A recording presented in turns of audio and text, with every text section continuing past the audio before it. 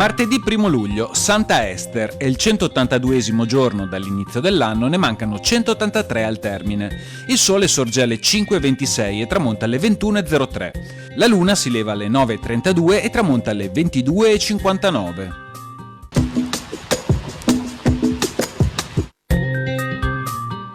Legge emanata dal Maggior Consiglio sull'ordinamento della marineria civile. È la prima legge sulla navigazione di cui si sia a conoscenza. Il patronus, ovvero il capitano, deve avere almeno 30 anni. Entro un mese da ogni attracco a Venezia si deve provvedere alla radicale revisione del bastimento e alla regolarizzazione dell'ingaggio dei marinai, che non può avere durata minore di un anno.